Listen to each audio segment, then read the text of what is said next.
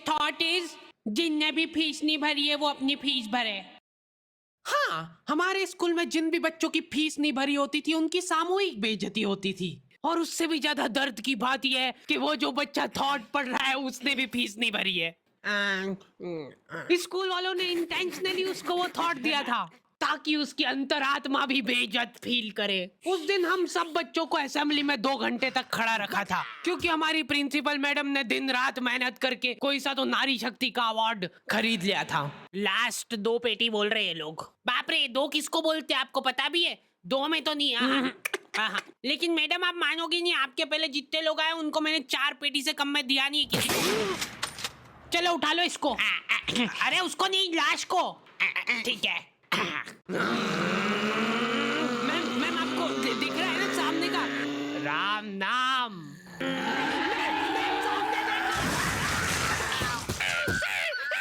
उस दिन हमारे स्कूल में अवार्ड के सेलिब्रेशन के लिए अलग तैयारियां चल रही थी। तो और मतलब पढ़ाई लिखाई कैसी चल रही है अपने फिर? हैं कुछ हेल्प वगैरह लगेगी क्या?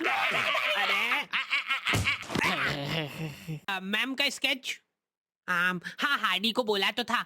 मैं स्कूल में स्केचेस का धंधा करता था, 100 रुपए प्रति स्केच और लड़कियों का फ्री में। मैंने एक बार चमेली का स्केच बनाया था। उसने बनाने का बोला नहीं था, मैं खुद से बना के ले गया था। वो देख के वो एकदम इम्प्रेस हो गई और उसने जाके अपने बंदे को दिखा दिया, ये देखो हार्डी ने बनाया। कितना अच्छा बनाया यार, हूबहू लग रही हूँ मैं एकदम। उसका बंदा राजेश और उसके साथ 2-4 लौंडे लपाड़े और। बहुत स्केच बनाना आ रहा है देखो आजकल, हमारा भी बना दे कभी। अरे भाई पर हुआ क्या?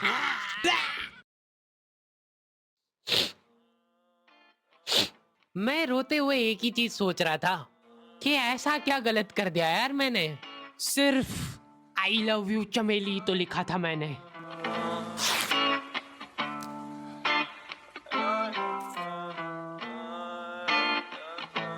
नाम तेरा है ही क्या मुझको तो खबर नहीं, गलतियां ये सारी उन रातों की है। जिंदगी तो चल रही मैं मगर थमा हुआ, शायरी ये सारी मेरी बातों की है। नाम तेरा है ही क्या मुझको तो खबर नहीं, गलतियां ये सारी उन रातों की है। जिंदगी तो चल रही मैं मगर थमा हुआ, शायरी ये सारी मेरी बातों की है। ये क्या बना के लाए हो? मिट्टू लग रहा है एकदम। निकलो।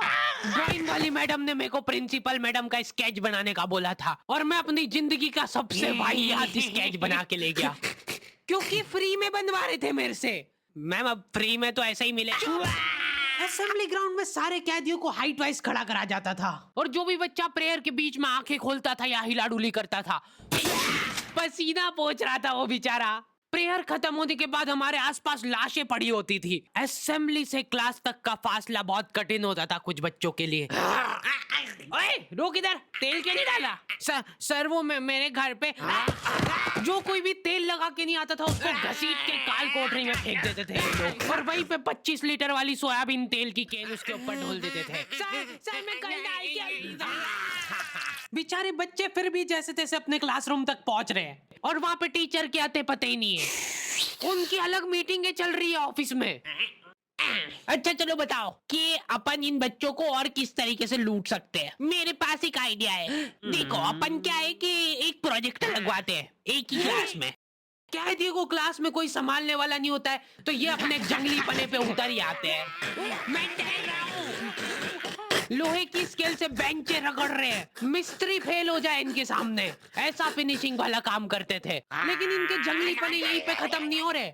2 लौंडे उठे और उन्होंने उनकी बेंच उठा के खिड़की से बाहर फेंक दी। अब उनको देख के बाकी बच्चे भी क्लास का सारा सामान उठा के खिड़की से बाहर फेंक रहे। और क्यों कर रहे हैं ये सब वो इनको खुद को नहीं पता है। मैम शायद बाहर छोड़ो, इधर ध्यान दो ना आप। तो अपन ये जो प्रोजेक्टर लगवाएंगे इसको अपन नाम देंगे स्मार्ट क्लास और उसकी अपन लेंगे अलग से फीस। ठीक है, पर कभी किसी बच्चे ने नहीं दी तो? अरे भूषण जी, फीस पेरेंट्स देते हैं, बच्चे नहीं। 1 हफ्ते में 1 पीरियड लगता था स्मार्ट क्लास का, जो बच्चों को स्मार्ट बनाने के लिए काफी था। पॉपकॉर्न लाया था ना तू आज? हाँ, खोल टिफिन। मूवी चलेगी अभी मूवी। ये लोग ऐसे बैठे कि अभी लड़की आके मुजरा करेगी इनके सामने। जिन भी बच्चों ने वो एक्स्ट्रा फीस नहीं भरी होती थी उनको वो 1 मिनट के लिए क्लास के बाहर जाना पड़ता था। ये सब हरकतों में ही 10-15 मिनट निकल जाते थे। उसके बाद टीचर आके जैसे ही प्रोजेक्टर चालू कर रही है उसकी आधी स्क्रीन जने का सीलिंग पे ही चढ़ रही है। तो अब उस स्क्रीन को फिक्स करने के लिए एक एक्सपर्ट आदमी को बुलाया जाता है। हाँ सही सोच रहे हो भूषण।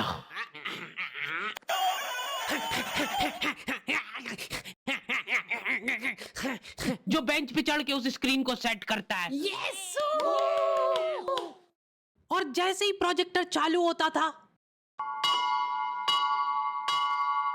पीरियड ही ओवर हो जाता था और जो गरीब बच्चे बाहर खड़े थे उनमें से गलती से एक ने क्लासरूम में झांक लिया। क्या देखा तूने? हैं?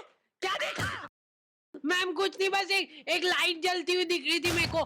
10 रुपए लगेंगे तूने जो 1 सेकंड देखा है उसके। ये सुविधा के कारण हमारे स्कूल के बच्चे इतना स्मार्ट बन गए थे ना, एक बार एक बच्चे को गुस्सा आया तो वो प्रोजेक्टर की डिस्प्ले केबल उखाड़ के ले गया घर। और अफसोस उस दिन के बाद कोई भी बच्चा स्मार्ट नहीं बन पाया। मैम जल्दी चलो ऊपर एक केस हो गया। हमारे स्कूल में आए दिन कुछ न कुछ केस होते रहते थे, लेकिन ये केस थोड़ा पेचीदा था। हमारी क्लास के किसी बच्चे ने लव लेटर लिखा था चमेली को और वो लग गया टीचर के हाथ। तो ये अब केस बन चुका है पूरे स्कूल का। सारे टीचर लोग अपने काम धाम छोड़ के उस मुजरिम को पकड़ने में लग गए। जो टीचर लीव लेके छुट्टी मनाने गए थे वो आधे रास्ते से पलट के आ गए थे। ये सर आ गए। बेटा सही सही बता दो किसने लिखा है। अब ये 10-15 टीचर लोग आपस में डिस्कशन कर रहे हैं। सर आपने लिखा है तो बता दो, अपन बात दबा देंगे। फिर इन्होंने एक और एक्सपर्ट टीचर को बुलाया। बेटा सुन लो, मैं शकल देख के बता देती हूँ एक बार में कि कौन है मुजरिम। तुम बाहर जाओ। हाँ तुम भी बाहर जाओ। तुम भी। क्लास में सिर्फ 4 लड़के बचे जिनमें से एक मैं हूँ। बाकी सभी बच्चे इसके शक के दायरे में थे। उन सभी बच्चों को काल कोठरी में ले जाके टॉर्चर किया जा रहा था। बोल दे बेटा क्यों लिखा है। इधर मैडमों को अलग चीजों की टेंशन हो रही थी। इसने चमेली में मात्रा तक गलत लगाई है। अरे रुको, इसका बाप भी बोलेगा सच। बोल दे बेटा क्यों लिखा था। बस हाँ बोल, तूने लिखा था। बोल। सर हाँ सर मैंने हाँ नहीं लिखा।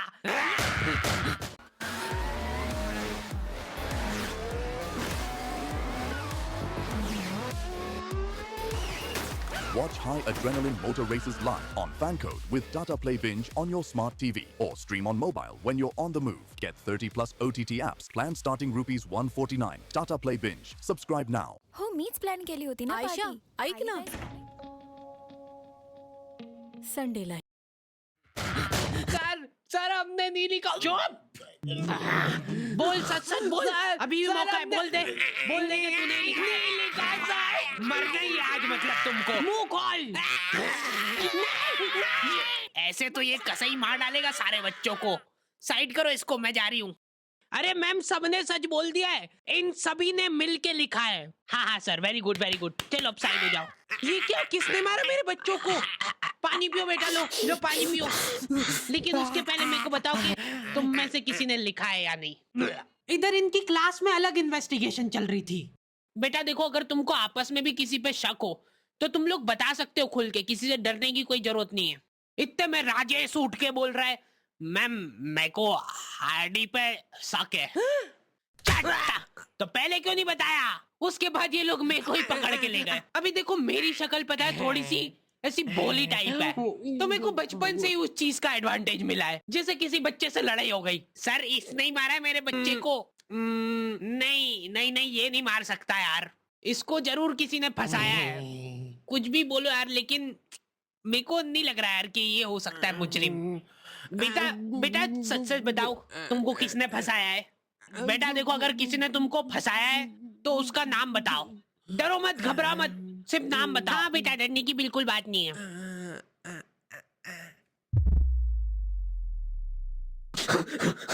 राजेश कौन है? सर मैं। बस उसी दिन राजेश मेरे को आखिरी बार दिखा था, लेकिन वो लव लेटर किसने लिखा था वो आज तक रहस्य ही है। तू लगे सामने खड़ी है तू, लगता जैसे अपने आप से लगी खुली किताब जैसे मेरी प्यारी चमेली।